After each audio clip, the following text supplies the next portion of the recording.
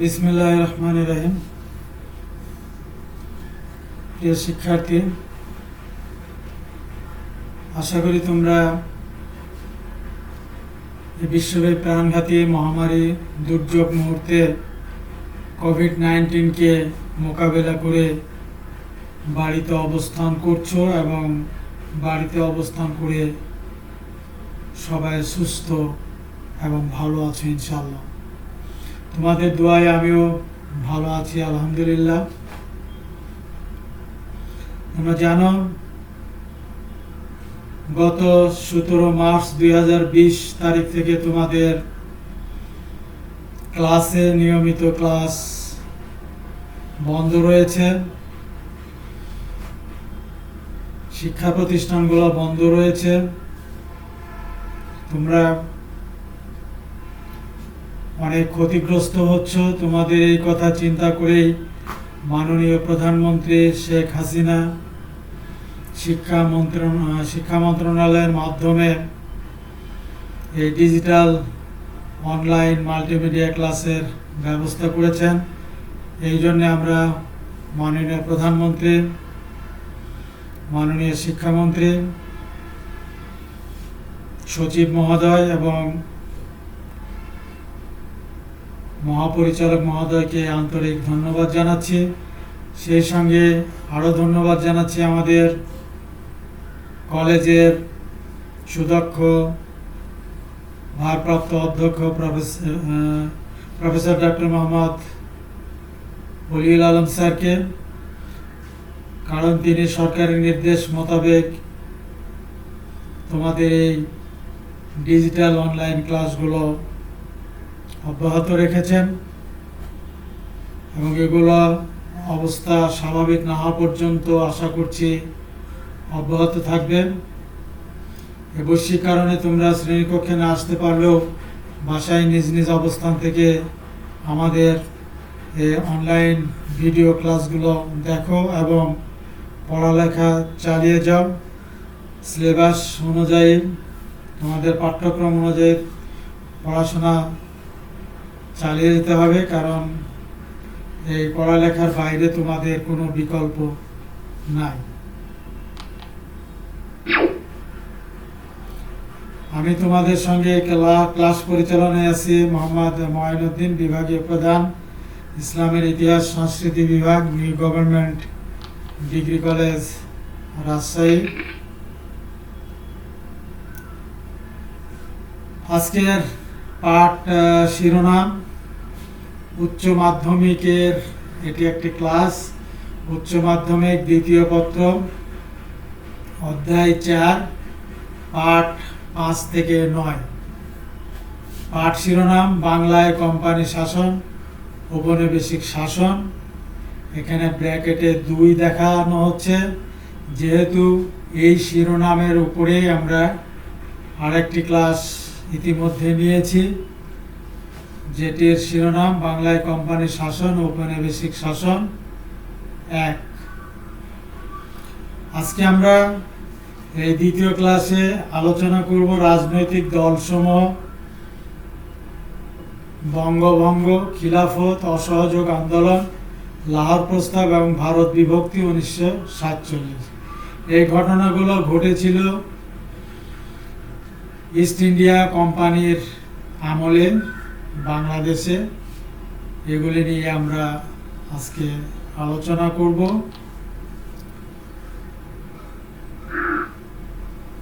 আজকের আলোচনার শিখন ফল, এই আলোচনা থেকে তোমরা শিখতে পারবে উচ্চ মাধ্যমিক শ্রেণীর শিক্ষার্থীরা। এটি দ্বিতীয় পত্রের ক্লাস। তোমরা জানো যে উচ্চ মাধ্যমিক শ্রেণীতে প্রথম বর্ষে এবং দ্বিতীয় বর্ষে, 2 বর্ষে প্রথম পত্র এবং দ্বিতীয় পত্র, 2টি পত্র মিলিয়ে পড়ানো হয়। যা হোক, এই পত্র থেকে তোমরা যেটা শিখতে পারবা, প্রথমত বঙ্গভঙ্গ সম্পর্কে জানতে পারবে বা বলতে পারবে। দ্বিতীয়ত খিলাফত আন্দোলন, অসহযোগ আন্দোলন কি সেটাও বলতে পারবে। এছাড়া লাহোর প্রস্তাব এবং ভারত বিভক্তি সম্পর্কেও জানতে পারবে।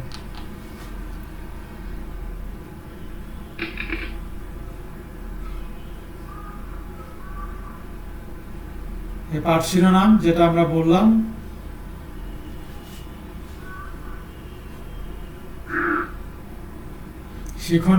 শিখনফলও আমরা বলেছি যে যে বিষয়ে তোমরা জানতে পারবে সেটা বঙ্গভঙ্গ সম্পর্কে জানতে পারবে, খিলাফত আন্দোলন, অসহযোগ আন্দোলন কি সেটাও বলতে পারবে বা জানতে পারবে, লাহোর প্রস্তাব, ভারত বিভক্তি সম্পর্কেও জানতে পারবে।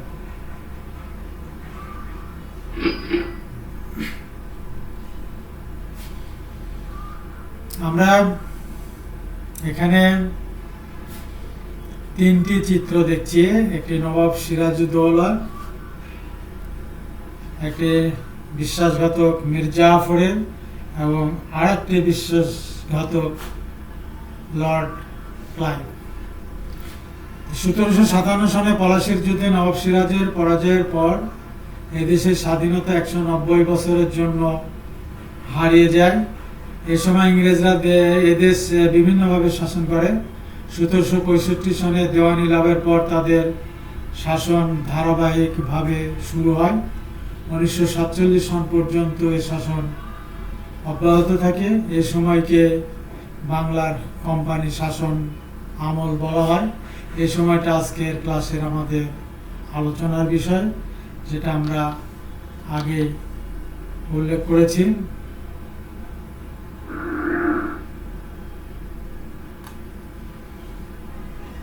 আমরা 1985 সালে ভারতীয় জাতীয় কংগ্রেস সম্পর্কে প্রথমে আলোচনা করব। এখানে একটি চিত্র দেখা যাচ্ছে, হিউম, যিনি এই ভারতীয় কংগ্রেস প্রতিষ্ঠার ব্যাপারে অসাধারণ অবদান রেখেছিলেন। 1985 সালে ভারতীয় কংগ্রেস প্রতিষ্ঠা সম্পর্কে বলা যায় যে এ সময় ভারতীয় কংগ্রেস এই 1985 সালে প্রতিষ্ঠিত হয়। এদেশের সমাজ, সংস্কৃতি ও ধর্মের প্রতি ইংরেজ সিভিলিয়ানরা নানাভাবে অবজ্ঞা, তাচ্ছিল্যপূর্ণ মনোভাব প্রকাশ করতে থাকে। অর্থনৈতিক শোষণ, সামাজিক ও ধর্মীয় বিদ্বেষ জনগণের মনে জাতীয়তাবাদের উন্মেষ ঘটায়। এছাড়া ভারতীয়দের মধ্যে শিক্ষা বিস্তারের ফলে তাদের মধ্যে শাসন কার্যে শরিক হবার উৎসাহ জন্মে। তারা নিজেদের অধিকার সম্পর্কে সচেতন হয়। ভারতীয় জাতীয়তাবাদের এই সন্ধিক্ষণে হিউমের আবির্ভাব অত্যন্ত সময় উপযোগী ছিল। এই হিউমের চিত্র আমরা স্লাইডের ডান পাশে দেখতে পাচ্ছি। ভারতীয় বুদ্ধিজীবীদের মনোভাব ও তাদের মতামত সম্পর্কে সরকারকে ওয়াকিবহাল করবার উদ্দেশ্য নিয়ে কংগ্রেস প্রতিষ্ঠিত হয়। জাতীয় কংগ্রেসের ভূমিকা সম্পর্কে বলা যায়, কংগ্রেসের লক্ষ্য হলো ভারতীয় রাজনীতিবিদরা কোন পথে এবং কিভাবে অগ্রসর হবেন সে সম্পর্কে একটা নির্দেশনা দেওয়া। কয়েক বছরের মধ্যে কংগ্রেস জাতীয় আশা আকাঙ্ক্ষা ও দাবি দেওয়া প্রকাশের রাজনৈতিক প্রতিষ্ঠানে পরিণত হয়ে যায়। নিয়মতান্ত্রিক পথে জাতীয় আন্দোলন পরিচালনার উদ্দেশ্যে 72 জন প্রতিনিধির সম্মেলনে জাতীয় কংগ্রেসের প্রতিষ্ঠা হয় 1885 খ্রিস্টাব্দে। জাতীয় কংগ্রেস পরবর্তীকালে গণ আন্দোলনের নেতৃত্ব দিয়েছিল। কংগ্রেস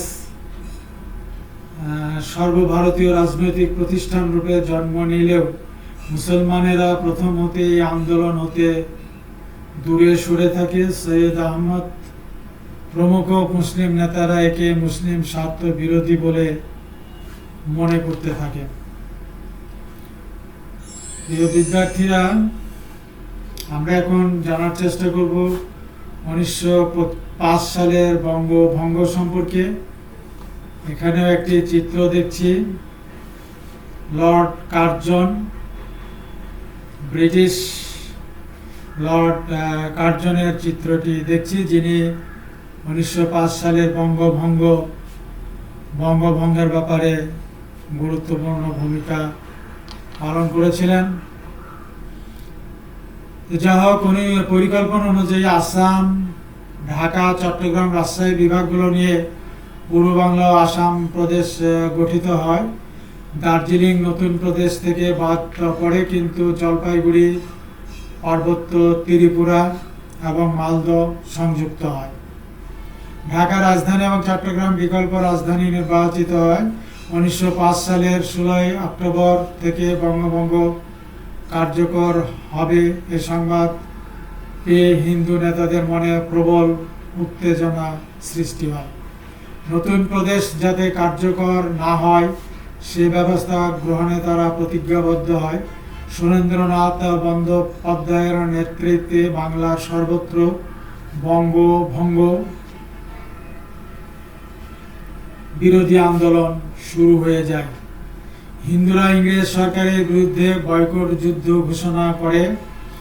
এত কিছুর পরও বঙ্গভঙ্গ পরিকল্পনা 1905 সালের 16 অক্টোবর কার্যকরী হয় এবং স্যার ব্যামফিল্ড ফুলার পূর্ব বাংলা ও আসাম প্রদেশের ছোটলাট নিযুক্ত হন। বঙ্গভঙ্গের ফলে মুসলমানদের মধ্যে নবজাগরণের উন্মেষ হয়। এর ফলে পূর্ব বাংলার প্রভূত উন্নতি সাধিত হয়। বঙ্গভঙ্গের ফলেই পরবর্তীকালে মুসলমানদের পৃথক রাজনৈতিক সংগঠন মুসলিম লীগের জন্ম হয়। বঙ্গভঙ্গের ফলে হিন্দু মুসলমানদের মধ্যকার সাম্প্রদায়িক সম্প্রীতি বিনষ্ট হয়ে যায়। হিন্দুরা কোনোভাবেই বঙ্গভঙ্গকে মেনে নিতে পারেনি। ঢাকায় রাজধানী স্থাপিত হলে নতুন প্রদেশে নতুন শিল্প কারখানা গড়ে উঠবে।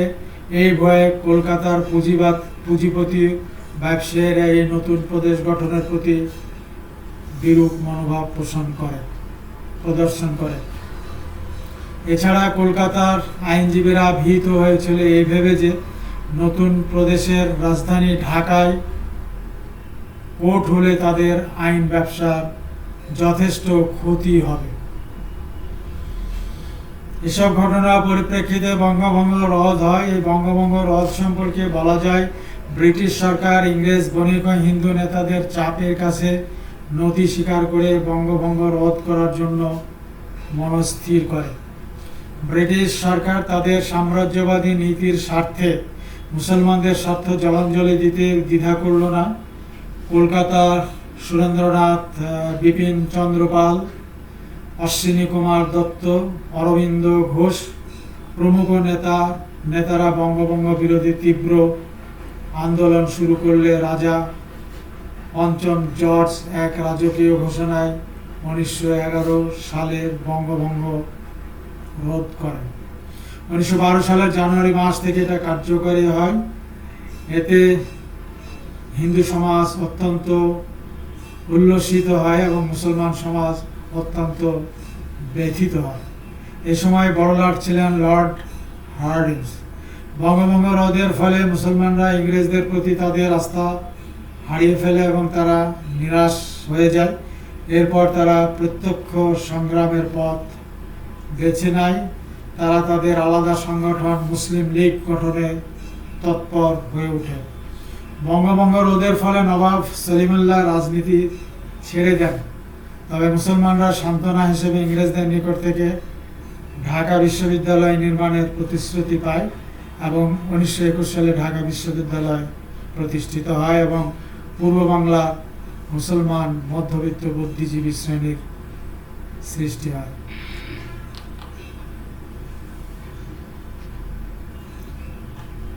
উনিশশো 6 সালে প্রতিষ্ঠিত নিখিল মুসলিম লীগ সম্পর্কে আমরা আলোচনা করব। এখানে স্লাইডে নবাব খাজা সলিমুল্লাহ একটি চিত্র দেখা যাচ্ছে। 1906 সালের 30 ডিসেম্বর ঢাকাতে মুসলিম লীগের প্রতিষ্ঠা ভারতীয় উপমহাদেশের ইতিহাসে এক গুরুত্বপূর্ণ ঘটনা। মুসলিম লীগ প্রতিষ্ঠার ক্ষেত্রে নবাব স্যার সলিমুল্লাহর অবদান ছিল অপরিসীম। মুসলিম লীগ প্রতিষ্ঠা সম্পর্কে বলা যায় 1906 সালের ডিসেম্বর মাসে ঢাকায় সর্বভারতীয় মুসলিম শিক্ষা সম্মেলন অনুষ্ঠিত হয়। 30 ডিসেম্বর সম্মেলন শেষে নবাব ভিকারুল মুলকের সভাপতিত্বে এক রাজনৈতিক অধিবেশন অনুষ্ঠিত হয়। এই অধিবেশনে ঢাকার নবাব খাজা সলিমুল্লাহ প্রস্তাবক্রমে সর্বভারতীয় মুসলিম লীগ বা নিখিল ভারত মুসলিম লীগ নামে সর্বসম্মতিক্রমে মুসলমানদের জন্য একটি পৃথক রাজনৈতিক দল গঠিত হয়। নবাব ভিকারুল মুলক ও নবাব মহসিনুল মুলক মুসলিম লীগের যুগ্ম সম্পাদক নির্বাচিত হন। ভিকারুল মুলক ও নবাব মহসিনুল মুলক মুসলিম লীগের যুগ্ম সম্পাদক নির্বাচিত হন। পরবর্তী 4 মাসের মধ্যে মুসলিম লীগের গঠনতন্ত্র রচনার জন্য 60 সদস্যের একটি অস্থায়ী কমিটি গঠন করা হয়। এর সদর দপ্তর লখনৌতে স্থাপিত হয়। মুসলিম লীগের লক্ষ্য উদ্দেশ্য সম্পর্কে বলা যায়, জন্মলগ্নে মুসলিম লীগ 3টি লক্ষ্য ও উদ্দেশ্য ঘোষণা করেন। প্রথমত, ভারতের মুসলমানদের মধ্যে ব্রিটিশ সরকারের প্রতি আনুগত্যের মনোভাব বৃদ্ধি এবং ব্রিটিশ সরকারের উদ্দেশ্য সম্পর্কে সকল ভুল বোঝাবুঝির অবসান ঘটানো। দ্বিতীয়ত, ভারতের মুসলমানদের অধিকার ও স্বার্থ সুরক্ষা ও বৃদ্ধি এবং তাদের দাবি দেওয়া ব্রিটিশ সরকারের নিকট বিনয়ের সঙ্গে পেশ করা। এবং তৃতীয়ত, উপর্যুক্ত উদ্দেশ্য সমূহের হানি না ঘটিয়ে ভারতের অন্যান্য সম্প্রদায়ের সঙ্গে মুসলমানদের সুসম্পর্ক বজায় রাখা। পরবর্তীতে মুসলিম লীগের উদ্দেশ্য লক্ষ্য নির্ধারিত হয়েছিল। প্রথমত, মুসলমানদের চাকরি ও পেশাগত সুযোগ সুবিধা প্রদান। দ্বিতীয়ত, মুসলমানদের জন্য পৃথক নির্বাচন ব্যবস্থা। তৃতীয়ত, মুসলমানদের মধ্যে সচেতনতা বৃদ্ধি করা। মুসলিম লীগের ভূমিকা সম্পর্কে বলা যায়, মূলত এটা ছিল মুসলিম জমিদার শিক্ষিত অভিজাত শ্রেণীর একটি সংগঠন। প্রতিষ্ঠাতারা ছিলেন ইংরেজদের প্রতি অনুগত সরকারি আনুকূল্যের উপর অনেকটাই নির্ভরশীল। জন্মলগ্নে জাতীয় কংগ্রেসের মতো মুসলিম লীগও ইংরেজ শাসকদের আশীর্বাদ ও পৃষ্ঠপোষকতা লাভ করে, কিন্তু পর্যায়ক্রমে মুসলিম লীগের দৃষ্টিভঙ্গি ও কর্মকৌশলে গুরুত্বপূর্ণ পরিবর্তন ঘটে। 1916 সনে কংগ্রেস ও মুসলিম লীগের মধ্যে একটা সমঝোতা চুক্তি সম্পাদিত হয়, যা লখনৌ চুক্তি নামে খ্যাত। লখনৌ চুক্তির মাধ্যমে মুসলিম সম্প্রদায়ের একটি পৃথক রাজনৈতিক সত্তা হিসেবে পরোক্ষভাবে স্বীকৃতি লাভ করে। শেষে বলা যায়, ভারতীয় মুসলমানদের স্বার্থ রক্ষা, মুসলিম জাতীয়তাবাদ বিকাশে মুসলিম লীগ সক্রিয় ভূমিকা পালন করেছিল, তাতে কোনো সন্দেহ নাই। পরবর্তীকালে মুসলিম লীগের নেতৃত্বে ভারতের মুসলমানদের জন্য স্বতন্ত্র আবাসভূমি পাকিস্তান প্রতিষ্ঠিত হয়েছিল। প্রিয় শিক্ষার্থীরা,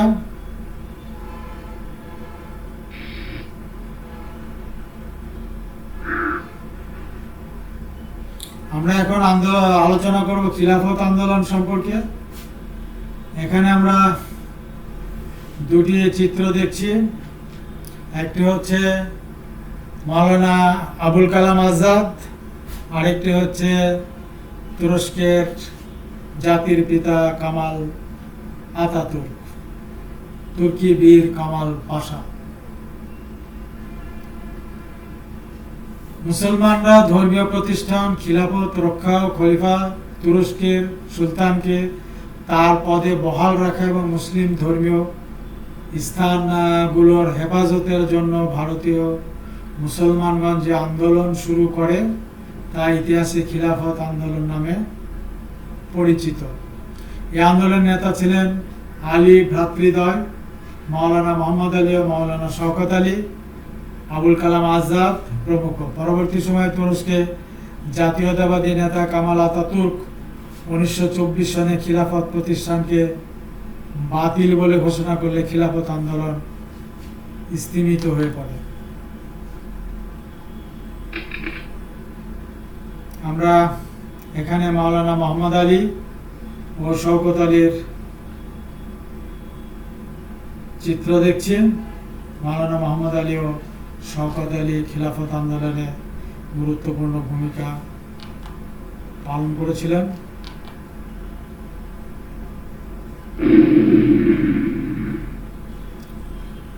আমরা এখন আলোচনা করব অসহযোগ আন্দোলন সম্পর্কে। অহিংসবাদ ছিল অসহযোগ আন্দোলনের মূল নীতি। ব্রিটিশ সরকারের কাছ থেকে সঠিক ও ন্যায় বিবেচনা লাভ করার সকল আশা যখন ভঙ্গ হতে থাকে, তখন মহাত্মা গান্ধী শাসন কর্তৃপক্ষের প্রতি ভারতীয়দের সহযোগিতা ও সমর্থন প্রত্যাহার করে ভারতবর্ষে ব্রিটিশ রাজ্যের অস্তিত্ব বিপন্ন করে তোলার যে সিদ্ধান্ত কর্মসূচি গ্রহণ করেন, সেটাই হলো অসহযোগ আন্দোলন। এদিকে খিলাফত অসহযোগ আন্দোলন দমন করতে ব্রিটিশ সরকার 108 ও 144 ধারা জারি করে প্রায় 30,000 আন্দোলনকারীকে সময় গ্রেপ্তার করা হয়। গান্ধী সমর্থক 3,000 ব্যক্তির এক উচ্ছৃঙ্খল জনতা 25 জন পুলিশ ও একজন ইন্সপেক্টরকে হত্যা করে। এই ঘটনা গান্ধীর নিকট বাড়াবাড়ি বলে মনে হয়।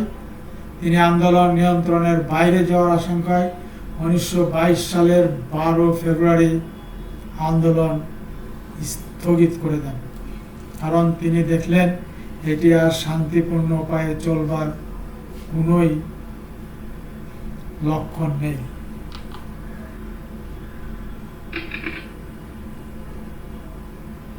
প্রিয় শিক্ষার্থীরা, মহাত্মা গান্ধীর একটি চিত্র আমরা এই স্লাইডে দেখছি।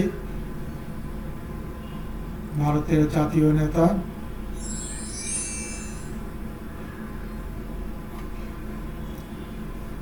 আমরা এখন আলোচনা করব 1940 সালের লাহোর প্রস্তাব নিয়ে। এখানে এই স্লাইডে একটি চিত্র দেখছি। শেরে বাংলায় কে ফজলুল হক, যিনি 1940 সালের লাহোর প্রস্তাব উত্থাপন করেছিলেন। জিন্নাহ, মোহাম্মদ আলী জিন্নাহ মুসলিম লীগে ফিরে এসে দলকে মুসলমানদের দাবি আদায়ের প্রতিষ্ঠানে পরিণত করলেন। 1940 সালের 23 মার্চ মুসলিম লীগের অধিবেশনে জিন্নাহর সভাপতিত্বে দ্বিজাতি তত্ত্বের বাংলার প্রধানমন্ত্রী শেরে বাংলা কে ফজলুল হক যে প্রস্তাব পেশ করেন, তা ইতিহাসে লাহোর প্রস্তাব নামে পরিচিত। এটা পাকিস্তান প্রস্তাব নামেও পরিচিত বা খ্যাত। হিন্দুরা মুসলমানদের ধর্মের ওপর নানাভাবে আঘাত হানার চেষ্টা করে, ফলে মুসলমানগণ অখণ্ড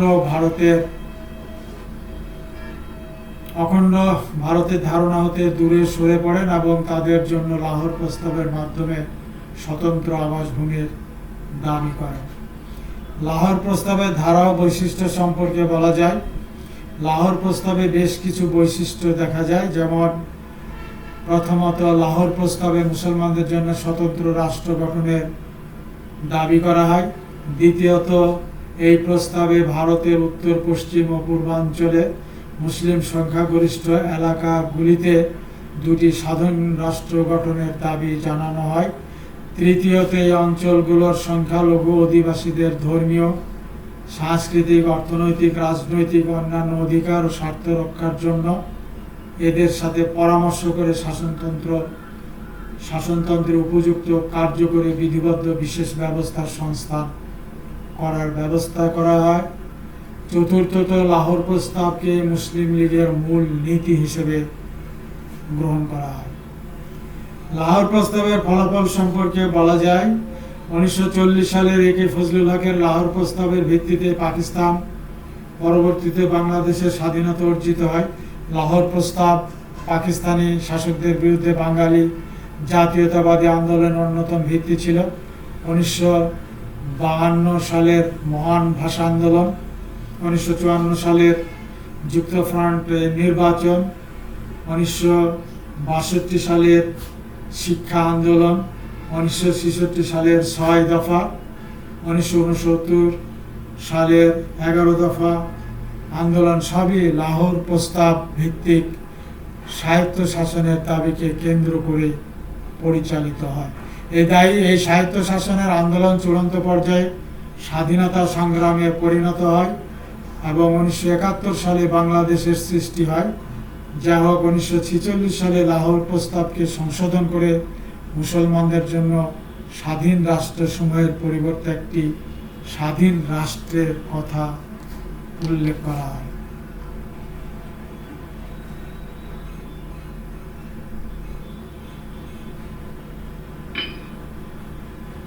প্রিয় শিক্ষার্থীরা, আমরা এখন মোহাম্মদ আলী জিন্নাহ, যার চিত্র আমরা এখানে দেখছি স্লাইডে, তিনি যে দ্বিজাতি তত্ত্ব ঘোষণা করেছিলেন সে সম্পর্কে সংক্ষেপে একটু জানার চেষ্টা করব। মুসলমানদের স্বার্থ অধিকার রক্ষা ও বৃদ্ধির উদ্দেশ্যে 1906 খ্রিস্টাব্দে মুসলিম লীগ প্রতিষ্ঠিত হয়, যেটা আমরা আগেই জেনেছি। অপরদিকে 1985 সালে প্রতিষ্ঠিত ভারতীয় কংগ্রেস ভারতবর্ষকে একটা অখণ্ড জাতি হিসেবে মনে করে।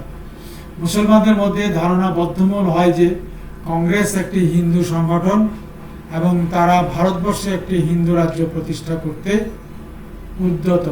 এ পরিস্থিতিতে মুসলিম লীগ নেতা মোহাম্মদ আলী জিন্নাহ তার দ্বিজাতি তত্ত্ব উপস্থাপন করেন। তিনি বলেন, ভারতের হিন্দু মুসলমান দুটি পৃথক জাতি। ইতিহাস, খাদ্য, পোশাক, সাহিত্য, সংস্কৃতি, ধর্মীয় আচার অনুষ্ঠান ও রীতিনীতি প্রভৃতি ক্ষেত্রে উভয়ের মধ্যে বিস্তর ব্যবধান রয়েছে। মোহাম্মদ আলী জিন্নাহ দাবি করেন, যে কোনো সংজ্ঞা অনুসারে ভারতের মুসলমানগণ একটি আলাদা জাতি, অতএব তাদের নিজস্ব আবাসভূমি এবং নিজস্ব রাষ্ট্র থাকতে হবে। এই যে হিন্দু এবং মুসলমানকে আলাদা, এই যে দুটি জাতিকে আইডেন্টিফাই করাই হচ্ছে দ্বিজাতি তত্ত্ব।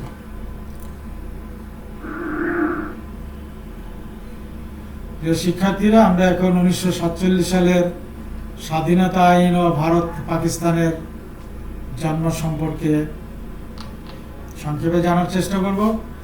1947 সালের স্বাধীনতা আইন ভারত পাকিস্তানের জন্ম সম্পর্কে বলা যায়, 1946 সালের প্রথম দিকে ভারতবর্ষে হরতাল, দাঙ্গা, হাঙ্গামা ও বিক্ষোভ বৃদ্ধি পায়। অনেক জায়গায় অগ্নি সংযোগ করা হয় এবং 5 দিন ধরে দাঙ্গা চলতে থাকে। এ সময় লীগ কংগ্রেস মতবিরোধ ভয়ঙ্কর আকার ধারণ করে। মোহাম্মদ আলী জিন্নাহ গৃহযুদ্ধের হুমকি প্রদর্শন করে এক বক্তৃতা প্রদান করেন। তিনি তার বক্তৃতায় দেশ বিভক্তি একমাত্র সমাধান বলে উল্লেখ করেন। ভারতের ভয়াবহ পরিস্থিতির সমাধান কল্পে 1946 সালে ব্রিটিশ মন্ত্রী মিশন দেশে আসে। এ মিশন সিমলায় একটি ত্রিদলীয় সম্মেলন আহ্বান করে। উক্ত সম্মেলনে কংগ্রেস ও লীগ একে অপরের সাথে বিতর্কে জড়িয়ে পড়ে। ব্রিটেনের নিকট লীগের দাবি ছিল, আপনারা বিভক্ত করে দেন। ব্রিটেন নিকট মুসলিম লীগের দাবি ছিল, আপনারা বিভক্ত করে দেন ভারতবর্ষকে, অর্থাৎ ভাগ করে দেন এবং তারপর এ দেশ ত্যাগ করেন। আর কংগ্রেস ব্রিটেনকে বলে, আপনারা এই দেশ আগে ত্যাগ করুন এবং তারপর আমরা এটাকে বিভক্ত করব। এই তর্কে ত্রিদলীয় সম্মেলন ব্যর্থ হয়ে যায়। ব্রিটিশ প্রধানমন্ত্রী অ্যাটলি কংগ্রেস, লীগ ও শিখ প্রতিনিধি দলকে লন্ডনে আমন্ত্রণ করেন, কিন্তু সে আলোচনা ব্যর্থতায় পর্যবসিত হয়। 1947 সালে দেশের ক্ষমতা ব্রিটিশদের হাত থেকে ভারতীয়দের হাতে হস্তান্তরের ব্যবস্থা গ্রহণের জন্য লর্ড মাউন্ট ব্যাটেনকে ভারতের ভাইসরয় নিযুক্ত করে পাঠানো হয়। তিনি অনুধাবন করেন যে ভারতের জটিলতা নিরসনের একমাত্র পথ তাদের হাতে ক্ষমতা হস্তান্তর। 1947 সালের 4 জুলাই ভারত স্বাধীন প্রস্তাবটি ব্রিটিশ পার্লামেন্টে উত্থাপিত হলে তার সাথে সাথে পাশ হয়ে যায়। 15 আগস্ট দুটি ডোমিনিয়ন বা ঔপনিবেশিক স্বায়ত্তশাসিত দেশের নিকট ক্ষমতা হস্তান্তরের প্রস্তাবটি 18 জুলাই আইনে পরিণত হয়। 14 আগস্টের মধ্যরাত্রিতে পাকিস্তান ও ভারত ইউনিয়নের মধ্যে স্বাধীনতা বাস্তবে পরিণত হয়। ভারত ইউনিয়ন নতুন রাজধানী নয়াদিল্লিতে এবং পাকিস্তানের রাজধানী করাচিতে বিভিন্ন অনুষ্ঠানাদি পালন করা হয়। 15 আগস্ট ভারত ইউনিয়নের নতুন ডোমিনিয়নের গভর্নর জেনারেল হিসেবে লর্ড মাউন্ট ব্যাটেন শপথ গ্রহণ করেন। 15 আগস্ট এবং পণ্ডিত নেহরু এর প্রধানমন্ত্রী হন। 14 আগস্ট করাচিতে মোহাম্মদ আলী জিন্নাহ গভর্নর জেনারেলের পদ গ্রহণ করেন এবং লিয়াকত আলী প্রধানমন্ত্রী হিসেবে শপথ গ্রহণ করেন। এভাবে পাকিস্তান ও ভারত নামক দুটি স্বাধীন রাষ্ট্রের জন্ম হয়। প্রিয় শিক্ষার্থীরা, আমাদের এই পত্রের আলোচনা এ পর্যন্তই। এখন বিধি মোতাবেক তোমরা নিয়মিত ক্লাসে থাকলে এই কাজগুলো আমরা করে থাকি। যেমন একক কাজ ট্রায়াল রাখার জন্য, অভ্যাস রাখার জন্য আমরা অনলাইন ক্লাসে ওগুলো দেখাচ্ছি। প্রথমে একক কাজ, এখানে একজন বাংলাদেশি ক্রিকেটার, তোমরা ছবি দেখে বুঝতে পারছো কার ছবি এটা। এই একজন ক্রিকেটারকে দেখানো হয়েছে যে এখন যে সমস্যা দেখানো হবে এর সমাধান তোমাদের এককভাবে করতে হবে। কিছু প্রশ্ন উত্থাপন করা হবে। যেমন 1 নম্বর প্রশ্ন, বঙ্গভঙ্গ রদ হয় কত সালে? তোমাদের উত্তর দিতে হবে। তোমরা উত্তরটা রেডি করে ফেলো। 2 নম্বর প্রশ্ন, দ্বিজাতি তত্ত্ব উপস্থাপন করেন কে? 3য় প্রশ্ন, লাহোর প্রস্তাব উত্থাপন করেন কে? 3টা প্রশ্নের উত্তরই আমার মনে হয় তোমাদের প্রত্যেকের কাছে একেবারে দিবালোকের মতো স্পষ্ট। তবু আমরা উত্তরগুলো তোমাদের জ্ঞাতার্থে একটু দেখাচ্ছি, তোমরা মিলিয়ে নাও যে তোমরা সঠিক পথে আছো কিনা। উত্তর, প্রথম প্রশ্নের উত্তর বঙ্গভঙ্গ রদ হয় 1911 সালে। দ্বিতীয় প্রশ্নের উত্তর দ্বিজাতি তত্ত্ব উপস্থাপন করেন মোহাম্মদ আলী। এবং তৃতীয় প্রশ্নের উত্তর লাহোর প্রস্তাব উত্থাপন করেন একে ফজলুল হক। এবারে জোড়াই কাজ মানে দুজন মিলে, যেটা ক্লাসে করা হয়। এখানে জোড়াই কাজ, এখানে একটি প্রশ্ন দেখানো হচ্ছে, দুজন মিলে সমাধান করতে হবে। যদিও তোমরা একাকী অবস্থান করছো, তবে কোনোভাবে যদি কারোর সঙ্গে তোমার সংযুক্ত হওয়ার সম্ভাবনা থাকে বা সুযোগ থাকে, তাহলে তোমরা সংযুক্ত হয়ে এই প্রশ্নের উত্তরটি তৈরি করবা। 1857 সালের বিপ্লবের কয়েকটি কারণ বিশ্লেষণ করতে বলা হচ্ছে।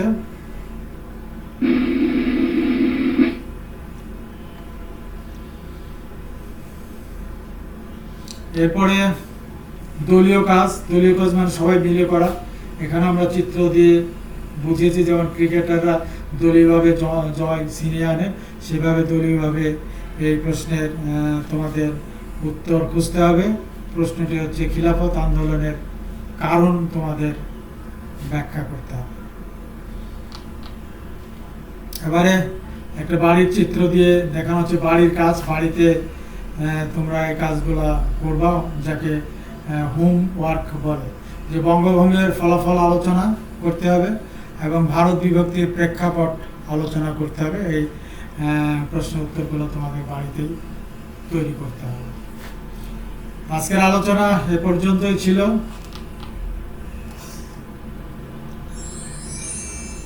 বাড়ির কাজটি এই স্লাইডটা আমরা দেখাচ্ছি যে বঙ্গভঙ্গের ফলাফল আলোচনা করতে হবে এবং ভারত বিভক্তির প্রেক্ষাপট আলোচনা করতে হবে। এই কাজটি করতে হবে তোমাদের বাড়িতে বসে, স্লাইডে সেটাই দেখানো হচ্ছে। তাই আলোচনা আজকে এখন ধন্যবাদের পালা।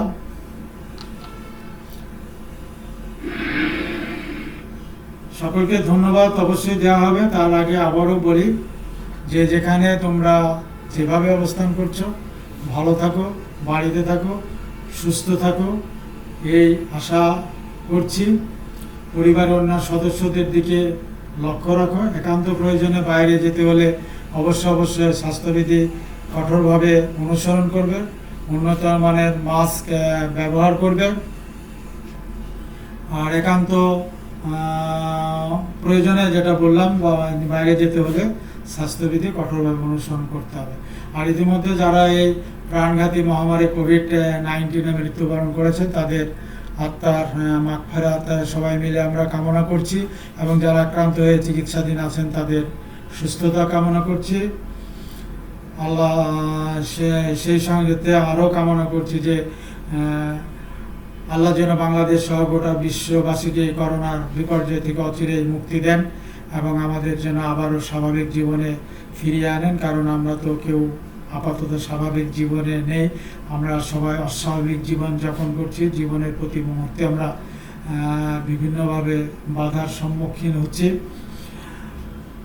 আর এত কম সময়ের মধ্যে আমরা এত গুরুত্বপূর্ণ ব্যক্তিদের এর আগে কখনোই হারাইনি। যা হোক, তোমরা সবাই বাসায় থাকো এবং আমাদের অনলাইন ক্লাস ভিডিওগুলো অত্যন্ত যত্ন সহকারে মনোযোগ সহকারে দেখো। সেই সাথে তোমাদের সিলেবাস ভিত্তিক যে পড়াশোনা আছে সেইগুলো রুটিন মোতাবেক তোমরা পড়াশোনা চালিয়ে যাও এবং ভালো থাকো। সকলকে আবারও ধন্যবাদ।